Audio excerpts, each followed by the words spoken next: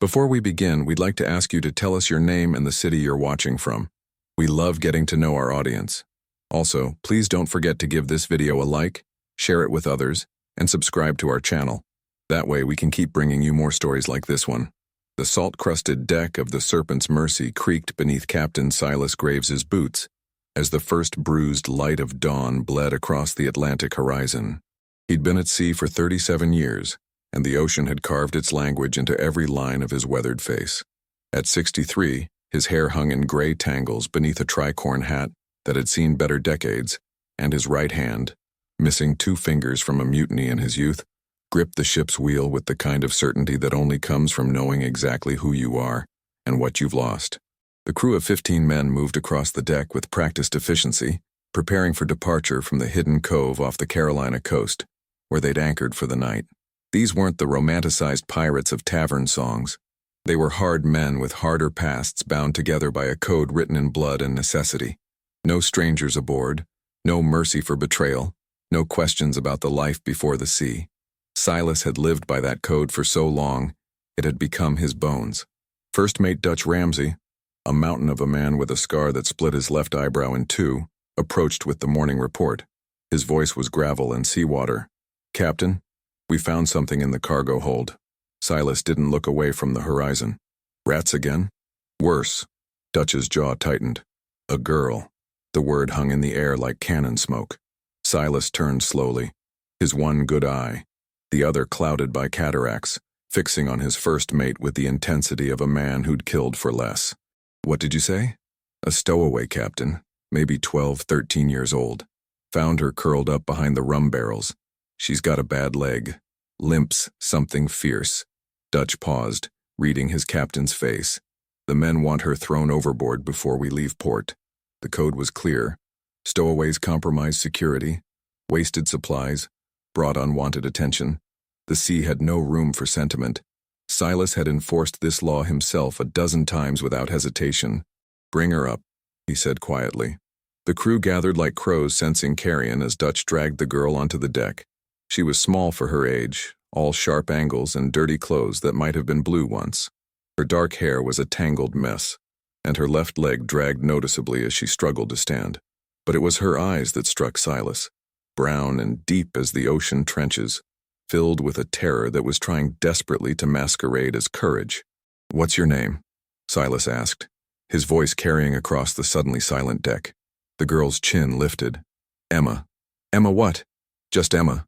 Her hands were shaking, but she kept them at her sides. "I need to get to Charleston." A ripple of dark laughter moved through the crew. They weren't a passenger service, and everyone knew what happened to stowaways. Silas studied her with the same careful attention he'd used to read a storm on the horizon. She was malnourished, exhausted, and clearly in pain. But there was something else, a desperate determination that reminded him of someone he'd spent 30 years trying to forget. "We don't take passengers," Silas said, "and we don't take stowaways. You've broken our code, girl. Do you understand what that means?" Emma's eyes flickered to the crew, to the dark water beyond the rail, then back to Silas. Her voice came out smaller than before, but it carried across the deck with perfect clarity. "They hurt my mother." 4 words. 4 simple words that cracked something in Silas Graves's chest that he'd thought was sealed shut forever. The morning air seemed to thicken. The crew shifted uneasily, waiting for their captain's judgment. Dutch moved closer, ready to carry out whatever sentence was handed down. But Silas stood frozen, staring at this limping girl who'd somehow found her way onto his ship, whose eyes held the same desperate plea he'd once seen in a different face, in a different life. "Captain?" Dutch prompted. Silas could feel the weight of 37 years pressing down on him. The code had kept him alive, had kept his crew loyal, had given structure to a life that would have drowned in chaos without it. But standing there in the dawn light with this girl looking at him like he was her last chance at something he didn't understand, he felt the pull of a current stronger than any he'd navigated. "Get her water," Silas said. The silence that followed was absolute. Dutch's face went rigid with disbelief. "Captain, the code—" "I know the code." Silas cut him off, his voice hard as ship's iron. "Get her water and some bread. Then lock her in my cabin." "Silas." Dutch never used his first name unless it was serious. "The men won't stand for this. We've thrown people overboard for less. Then they can take it up with me." Silas turned to face his crew, his remaining fingers flexing on the handle of the pistol at his belt. Anyone got something to say? The men exchanged glances, measuring their loyalty against their outrage. These were dangerous men who'd followed Silas through storms and battles, who'd trusted him with their lives and their shares of plunder. But they'd also seen him hang a man from the yardarm for stealing from the common pot. They knew he didn't make exceptions. Until now. A lean man named Cutter stepped forward, his voice carefully neutral. "Just want to understand, Captain. Why's this one different?" It was a fair question, and Silas had no fair answer. He looked at Emma, who was trembling now. Whether from cold or fear he couldn't tell. Her injured leg had given out and she'd sunk to her knees on the deck, but her eyes never left his face. "Because I said so," Silas replied. It wasn't enough, and everyone knew it. Dutch grabbed Emma's arm with surprising gentleness and hauled her to her feet. "Come on, girl. Don't make this harder than it is." As Dutch led her toward the captain's cabin, Silas watched the crew. He could read them like weather patterns, the storm of resentment building, the dark clouds of mutiny gathering on the edges of their loyalty. He'd just broken the most fundamental rule of his own ship, and there would be a reckoning for it. But when he closed his eyes, all he could see was Emma's face, and behind it, like a ghost refusing to stay buried, another face from 3 decades ago. Same desperate eyes, same plea for help that he'd been too young and too afraid to answer. The morning sun broke fully over the horizon, painting the Serpent's Mercy in shades of gold and blood. Silas turned back to the wheel, his jaw set, his decision made. "Cast off," he ordered. "We sail for Charleston." The Serpent's Mercy cut through the Atlantic swells with the steady rhythm of a ship that knew its business. Silas kept her pointed south by southeast, hugging the coast but staying far enough out to avoid the merchant patrols that had been growing bolder in recent months. The British Navy was tightening its grip on these waters, and pirates, even old ones who'd mostly retired to smuggling and the occasional opportunistic raid, had to be more careful than ever. Emma had been locked in his cabin for 6 hours now, and Silas could feel the weight of that decision in every interaction with his crew. They performed their duties with mechanical precision, but the usual rough camaraderie had vanished. Men who normally joked and sang sea shanties worked in grim silence. Dutch hadn't spoken to him since they'd cast off, communicating only through nods and gestures that barely masked his anger. Silas had faced mutinies before. He knew the signs, the sidelong glances, the clusters of men talking in low voices that stopped when he approached, the way hands drifted toward knife handles when his back was turned. But he'd never been the cause of one. He'd always been the captain who followed the code, who made the hard decisions that kept everyone alive and profitable. Now he was the captain who'd let a crippled girl break every rule they lived by, and he couldn't even explain why. As the sun reached its apex, Silas finally knocked on his own cabin door, an absurdity that wasn't lost on him, and entered. Emma was sitting on the floor in the corner, as far from the door as possible, her injured leg stretched out in front of her. She'd drunk the water but hadn't touched the bread. Her eyes tracked him with the wariness of a wounded animal. "You need to eat," Silas said, closing the door behind him. "I need to get to Charleston," Emma replied. Her voice was steadier now, some of the terror replaced by stubborn determination. "How long until we get there?" 3 days if the wind holds." Silas moved to the small table where his charts were spread out, giving her space. "Maybe 4. That's too long. It's the sea, girl. She moves at her own pace." He glanced at her leg. "How'd that happen?" Emma's hand moved unconsciously to her thigh. "I fell when I was little. It didn't heal right. That why you limp?" "Yes." The conversation died. Silas studied his charts without really seeing them, aware of her eyes on his back. Finally, he turned around and leaned against the table, crossing his arms. "You said they hurt your mother. Who's they?" Emma's jaw tightened, and for a moment Silas thought she wouldn't answer. When she did, her voice was barely above a whisper. "Daniel Frost and his men." The name hit Silas like a belaying pin to the skull. Daniel Frost. He hadn't heard that name spoken aloud in 15 years, but he knew it the way you know the face of the man who killed your brother. Frost was a merchant officially, owned 3 ships, a warehouse in Charleston, and had his fingers in half the legitimate trade along the Carolina coast. Unofficially, he was a slaver, a smuggler, and a man who'd built his fortune on the broken backs of people who couldn't fight back. Daniel Frost. Silas repeated slowly. "What's your connection to him?" "My mother worked in his house. She was a cook." Emma's hands clenched into fists. He wanted her to do other things, things she didn't want to do. When she refused, he got angry. Silas felt something cold settle in his stomach. Where is she now? Still there. He locked her in the cellar after he... Emma's voice cracked and she looked away, blinking hard. After he beat her, I heard her screaming. I couldn't help her. I couldn't do anything because of my stupid leg. The cabin suddenly felt too small. Silas moved to the small porthole, looking out at the endless blue. So you ran. I didn't run, Emma said sharply. I'm going to Charleston to get help. There's a magistrate there, people who can make Frost let her go. The naivety of it would have been touching if it wasn't so dangerous. Girl, Daniel Frost owns half the magistrates in Charleston. The ones he doesn't own, he has leverage on. You go to them, you'll end up in that cellar with your mother, or worse. Then what am I supposed to do? The question came out as a wail, all her forced bravery finally crumbling. Just leave her there. Let him kill her. Silas turned back to face her. Tears were streaming down Emma's face now, and she was shaking with the kind of grief that has no outlet. He'd seen that grief before. He'd felt it himself once, when he was too young and too powerless to do anything about the injustices of the world. How old are you? He asked. 13. You got any other family? No, sir. Just my mother. Silas crossed the cabin and lowered himself onto a crate, wincing as his knees protested. Up close he could see the bruises on Emma's arms, the cut on her cheek that was trying to heal, the way she held herself like someone expecting the next blow. This wasn't a girl who'd lived an easy life even before Frost had torn it apart. Why'd you choose my ship?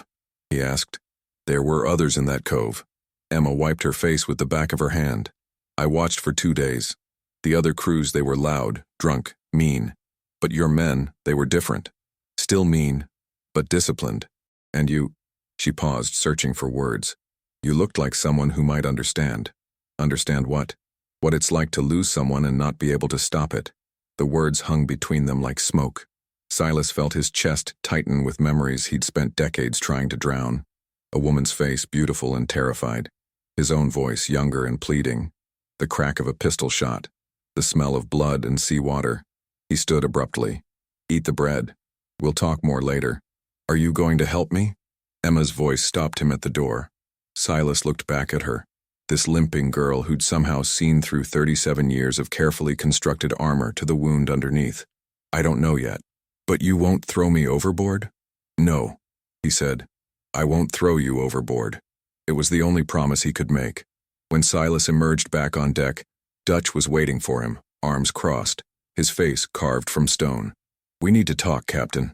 Later. Now. Dutch stepped into his path.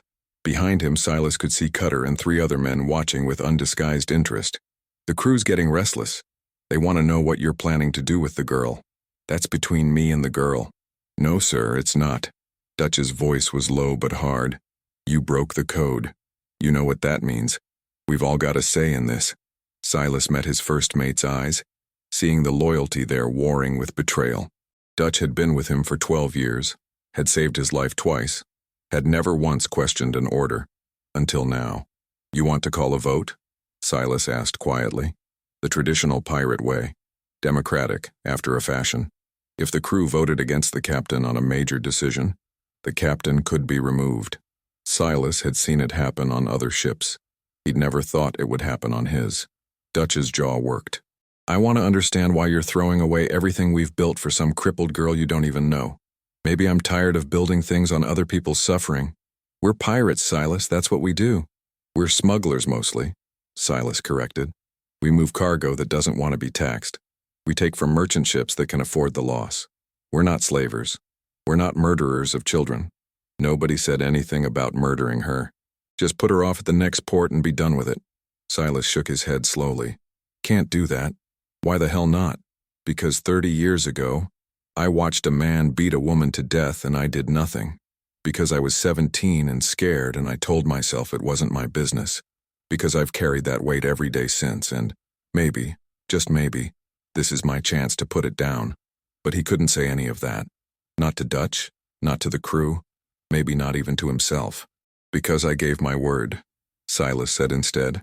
Now get back to work. Dutch stared at him for a long moment, then turned and walked away. The other men dispersed slowly, their expressions unreadable. Silas knew he'd just made everything worse. But as he looked out at the vast Atlantic stretching endlessly before them, he realized he'd already passed the point of no return. The wind picked up, carrying the smell of a storm brewing somewhere beyond the horizon. Silas tasted it on the air and knew, with the certainty of a man who'd spent his life reading the sea's moods, that worse weather was coming, and not just from the sky. The storm hit on the second night, rolling in from the northeast with the fury of something personal. Rain lashed the deck in sheets and waves tall as houses threw the Serpent's Mercy around like a toy. Silas lashed himself to the wheel, shouting orders that were barely audible over the howling wind. His crew worked with desperate efficiency, reefing sails and securing lines, every man knowing that one mistake could send them all to the bottom. Emma had been violently sick for hours, the rolling of the ship too much for her landlubber stomach. Silas had checked on her twice between managing the storm, finding her curled on the floor of his cabin, pale and shaking. She'd looked up at him with eyes that held more fear of the sea than of any man, and he'd felt an unwelcome stab of guilt for bringing her into this. By dawn, the storm had passed, leaving behind an exhausted crew and a ship that had taken damage but survived. The mainsail had a tear that would need repair, and they'd lost 2 barrels of salted pork overboard, but they were alive. Dutch organized the men for repairs without speaking to Silas, the silence between them growing colder than the ocean spray. It was mid-morning when Emma finally emerged from the cabin, her limp more pronounced after hours of being thrown around. She made her way carefully to where Silas stood at the rail, checking the horizon for any sign of patrol ships. "I'm sorry," she said quietly. Silas glanced at her. "For what?" "For causing trouble with your crew. I can hear them talking. They hate me." "They don't hate you. They just don't understand why you're here." "Do you?" It was a fair question. Silas had been asking himself the same thing for 2 days now. "Your mother," he said finally. "What's her name?" "Catherine. Catherine Wells." Emma gripped the rail, her knuckles white. "She's strong. But Frost, he's not a man who accepts being told no." Silas knew the type. Men like Frost believed the world owed them whatever they wanted, and they'd burn down anything that disagreed. "Tell me about the house. How many men does Frost keep there?" Emma's head snapped toward him, hope flickering across her face. "You're going to help?" "I'm thinking about it, don't mean I've decided." "Now answer the question." "Usually 4 guards, sometimes 6. The house is 3 stories, brick, on the north end of Charleston near the docks. The cellar has 1 entrance through the kitchen, and the door locks from the outside." She spoke quickly as if afraid he'd change his mind. "Frost himself usually leaves around mid-morning for his warehouse and doesn't come back until evening." Silas absorbed the information, his mind already mapping possibilities and dangers. Going after Frost would mean making an enemy of one of the most powerful men in Charleston. It would mean putting his crew at risk for something that wasn't their fight. It would mean, "Captain," Dutch's voice cut through his thoughts. "Need you at the bow." Silas followed his first mate forward, away from Emma's hearing. Dutch's face was grim, and when he spoke, his words were measured and cold. "The men took a vote last night during the storm. While you were busy keeping us alive, they decided they want the girl off this ship. That's not how votes work. Captain has to call it. You've been ignoring their concerns for 2 days, Silas. They called it themselves." Dutch's eyes held no warmth. 12-3. Only me, old Samuel, and young Jack voted to keep her aboard, and that was out of loyalty to you, not agreement with your choice. Silas felt the deck shift beneath his feet, and it had nothing to do with the waves. "What are they proposing?" "Put her ashore at the next inlet. Give her some supplies. Point her toward Charleston. Let her walk. It's more mercy than the code allows. She's got a bad leg, Dutch. She'd never make it. That's not our problem." Dutch's voice remained flat, professional. "Captain, I've followed you for 12 years. Never questioned you. Never doubted you. But this, you're risking everything we've built for a girl you don't know, for reasons you won't explain. The men are right to be angry." Silas looked back at Emma, who was still at the rail, staring out at the water. Small, limping, alone. "What if I have a reason? Then tell us what it is." "I can't." "Then you're asking us to follow you on faith, and faith doesn't keep men alive at sea." Dutch stepped closer, lowering his voice. "They're talking about more than just voting, Silas. Cutter's been whispering about taking the ship. Says you've gone soft, that you're a liability now." Mutiny. The word Silas had been avoiding finally spoken aloud. And where do you stand? Dutch was quiet for a long moment. With you. Always. But I need you to give me something I can tell the others. Some reason why this girl is worth tearing this crew apart. Silas closed his eyes, feeling the sun on his face, the salt wind in his hair. He thought about Catherine Wells, locked in a cellar, waiting for rescue that probably wouldn't come. He thought about another woman, 30 years dead, who'd waited for rescue from him. He thought about the man he'd been and the man he'd become, and whether there was any difference between them that mattered. Daniel Frost killed someone I loved, Silas said quietly. Long time ago. I was too much of a coward to stop him then. Maybe I'm trying to make up for that now. Dutch absorbed this in silence. Finally, he nodded slowly. That's something. Don't know if it'll be enough for the men, but it's something. Tell them we're 3 days from Charleston. If they can hold their mutiny that long, I'll deal with Frost and get the girl's mother out. Then we'll put them both ashore and never break the code again. And if you can't get her mother out, then I'll put Emma ashore anyway and accept whatever the crew decides about my captaincy. Dutch studied his face, looking for the lie. Finding none, he extended his hand. 3 days, Silas. That's all I can give you. Silas gripped his first mate's hand, feeling the calluses that matched his own. 3 days is all I need. As Dutch walked away to relay the terms to the crew, Silas returned to Emma. She looked up at him, and he saw in her face a fragile hope that terrified him more than any storm. We're going to get your mother, he said. But you need to tell me everything about Frost's house, every detail, every guard, every exit, because we're only going to get one chance at this. Emma's face transformed, tears spilling down her cheeks. Thank you. Thank you so much. Silas just nodded, looking back out at the horizon where Charleston waited. He'd just committed himself and his crew to an act that would likely get them all killed or hanged. But for the first time in 30 years, he felt like he was finally sailing in the right direction, even if it led straight into the rocks. Charleston rose from the coastal haze like a fever dream of civilization, church spires piercing the humid air, brick buildings crowded along the waterfront, the distinctive smell of tar, tobacco, and human commerce drifting across the harbor. Silas anchored the Serpent's Mercy in a quiet inlet 2 miles north of the main docks, hidden behind a spit of marsh grass and twisted oak trees. It was the kind of place smugglers used when they didn't want questions asked. The plan was simple, which meant it was probably stupid. Silas, Dutch, and young Jack would go in at dusk when the streets were busy but not yet locked down for the night. Emma had drawn them a detailed map of Frost's house from memory, marking the guard positions, the kitchen entrance, and the cellar stairs.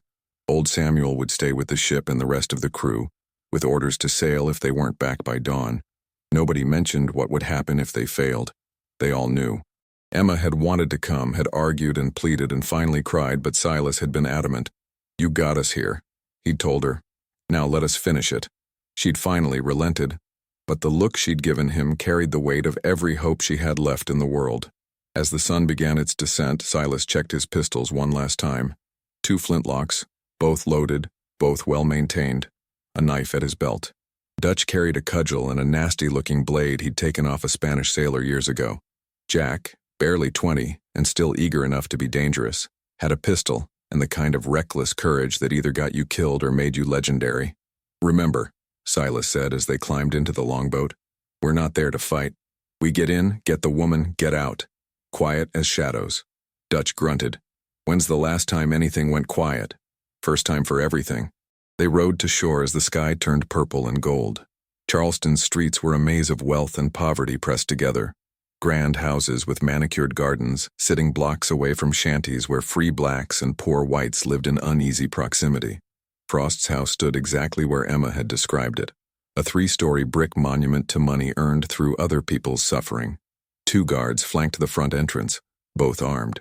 Silas led his men around to the back, through an alley that smelled of garbage and horse manure. The kitchen entrance was guarded by a single man, young and bored, picking at his teeth with a splinter of wood. Dutch moved like smoke. One moment the guard was standing, the next he was on the ground, unconscious. Dutch's hand clamped over his mouth.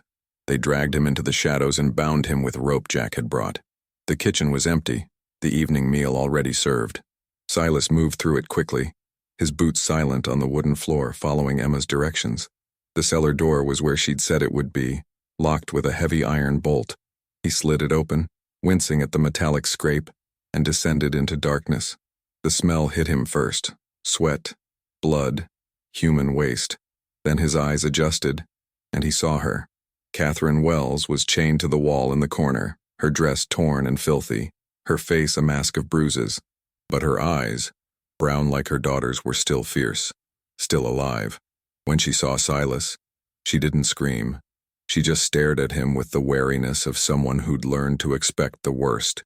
"Your daughter sent me," Silas said quietly, moving to examine the chains. "Emma, she's safe." Catherine's breath caught. "Emma? She got away?" "She did. Now let's get you out of here." The chains were secured with a padlock. Silas pulled out his pistol, aimed carefully at the lock mechanism, and fired. The shot was deafening in the enclosed space. Upstairs, he could hear immediate shouting, boots pounding on floorboards. The lock shattered, and Catherine stumbled forward. Silas caught her, feeling how light she was, how much weight she'd lost. "Can you walk?" "I can run if I have to." They emerged from the cellar into chaos. Dutch and Jack were fighting two guards in the kitchen, the confined space making it brutal and close. Silas pulled Catherine toward the back door, but another guard appeared, blocking their escape. The man raised his musket, and Silas fired his second pistol without thinking. The guard went down with a cry. "Go!" Dutch shouted, blood streaming from a cut above his eye. "We're right behind you." Silas dragged Catherine out into the alley, her legs barely supporting her. Behind them he could hear more shouting and then a voice that made his blood run cold. "Graves! Silas Graves, you son of a bitch!"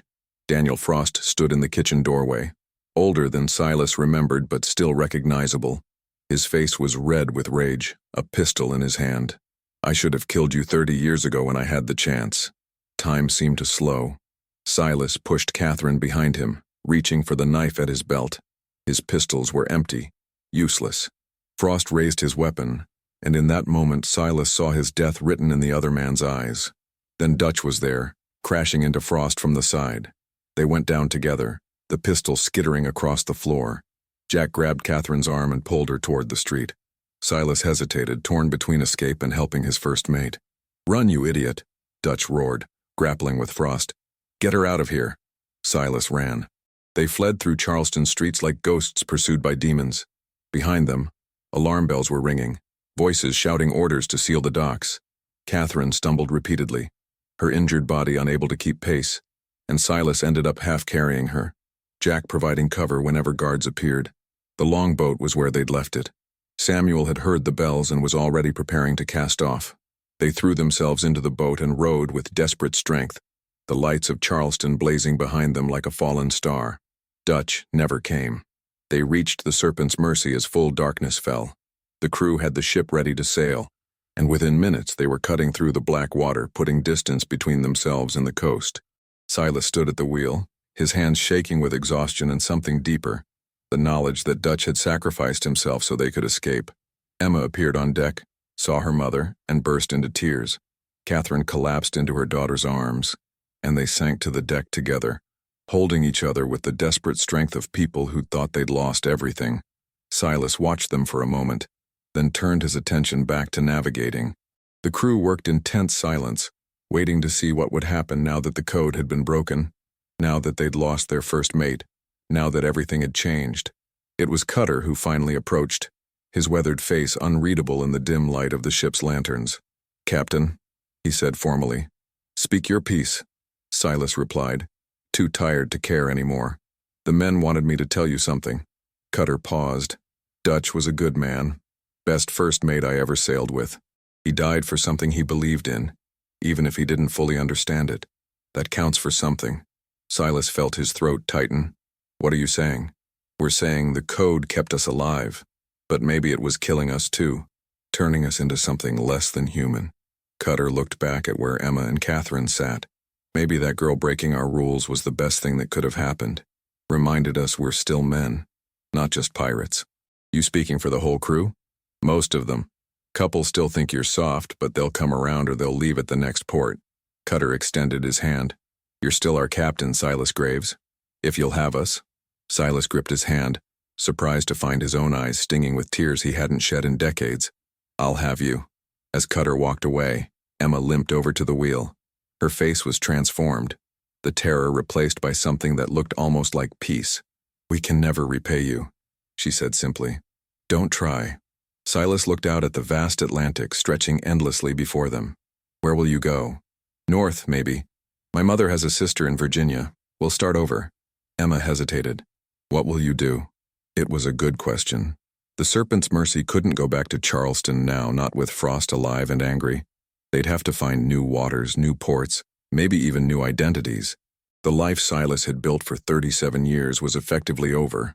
But standing there with the salt wind in his face and the stars beginning to emerge overhead, he felt lighter than he had in decades. The ghost he'd been carrying had finally been laid to rest. Dutch's sacrifice had paid for sins that weren't even his. And somewhere in the darkness behind them, a woman and her daughter had been given a second chance at life. "I'm going to sail," Silas said finally.